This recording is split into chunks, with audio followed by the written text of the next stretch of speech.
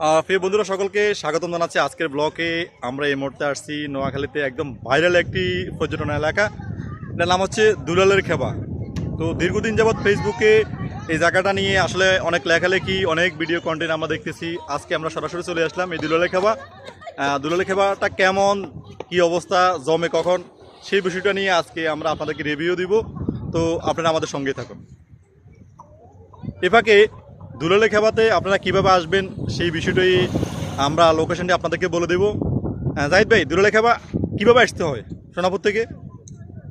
সোনাপুর থেকে পূর্ব দিকে মো- 3 kilometre Motipur road. Motipur road. বন্ধুরা, সোনাপুর 0 পয়েন্ট থেকে পূর্ব দিকে যে মতিপুর রোড আছে, এই রোড ধরে আপনারা একদম ডাইনে বামে কোনো রোডের ঢুকার দরকার নেই, সরাসরি চলে আসবেন।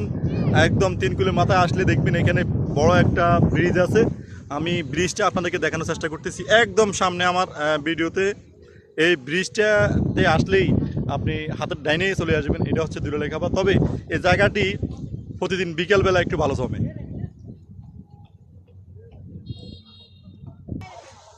সালামু আলাইকুম, ভালো আছেন?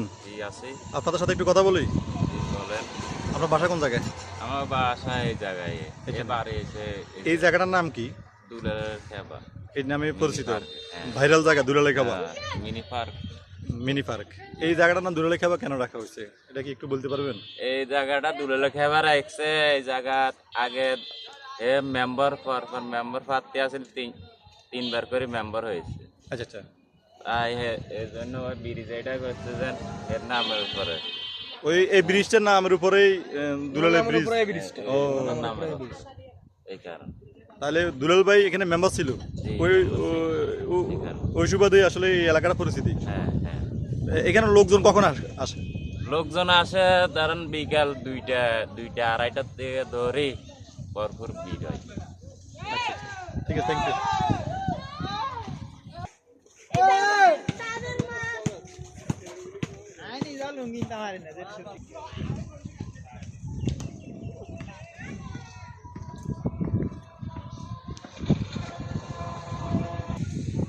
যত দূর চোখ যায় আসলে অনেক ভালো লাগে। প্রাকৃতিক সৌন্দর্যের অপরূপ এক জায়গা, সেটি হচ্ছে দুলালের খেবা। মহান রাব্বুল আলামিনের আসলে অপূর্ব সৃষ্টি, প্রতিটা সৃষ্টিই সুন্দর। এটার একটা সৃষ্টির সাথে আরেকটা সৃষ্টি কখনো তুলনা করা যাবে না। সালামু আলাইকুম। ওয়ালাইকুম সালাম। আপনাদের বাসা কোন দিকে? এই মতিপুর ওই দিকে না? মকিমপুর। এখানে ঘুরার জন্য আসছেন? আচ্ছা, ভাইরাল জায়গা দুলালের খেবা। আচ্ছা, ঠিক আছে, থ্যাংক ইউ।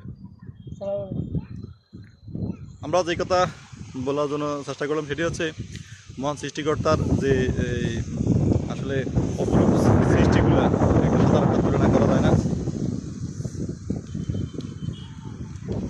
আপনি যখন যেদিকে যাবেন সেখানে সুন্দর, যত দূর চোখ যায় ভালো লাগার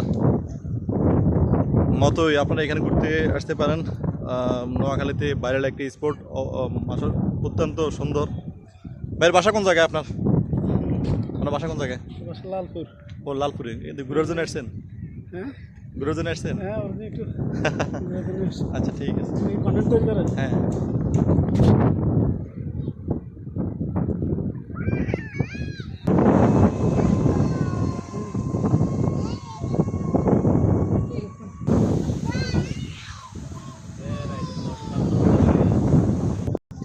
রিক্সাওয়ালা বাঁধ হয়েছে আব্দুল মিয়ার থেকে দক্ষিণ দিকে।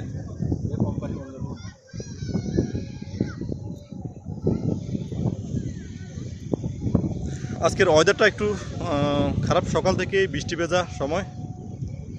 তো আমরা আপনাদেরকে নিয়ে আসলাম আজকে দেখানোর জন্য যে দুলালের খেবা জায়গাটি কিভাবে আসা যায় সেটি আমরা আপনাদেরকে লোকেশন ঠিকানা দিয়ে দিলাম, এবং কি এই দুলালের খেবা এত জনপ্রিয় কেন সেই বিষয়টাও আমরা আপনাদেরকে দেখানোর চেষ্টা করলাম। এবং কি দুলাল উনি 3বারের মেম্বার এই এলাকার, ওনার মাধ্যমে কিছু উন্নয়ন কর্মকাণ্ড ঘটেছিল। সেইখান থেকে আসলে ভাইরাল একটি জায়গা দুলালের খেবা নামে আসলে পরিচিত এই জায়গাটি।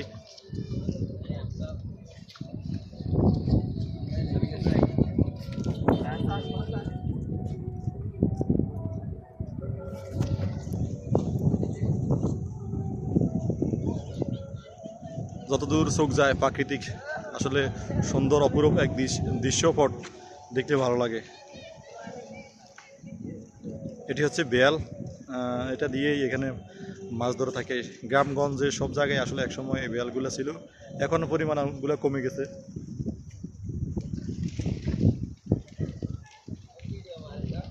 আজকে আমরা এই পর্যন্তই রাখলাম, পরবর্তী দিন নতুন কোনো ব্লগ নিয়ে আবারও আসবো। দুলালে খেবা থেকে আপনাদেরকে স্বাগতম জানাচ্ছি। আপনারা কোন জায়গা থেকে আসছেন? আমরা স্কুল থেকে আসছি। কোন স্কুল থেকে? আমরা সোনাপুরের তো নাই। স্কুল পাখি দিয়ে আসছেন না? আমরা আলাদা। আমরা সোনাপুর। ও আপনারা আলাদা না? ও ঠিক আছে। আগামীতে নতুন কোনো ব্লগ নিয়ে আবারও আসবো, সেই প্রত্যাশায় সকলে ভালো থাকবেন, সুস্থ থাকবেন, সকলের সুস্বাস্থ্য কামনা করে আল্লাহ হাফেজ, সালামু আলাইকুম রহমতুল্লাহ।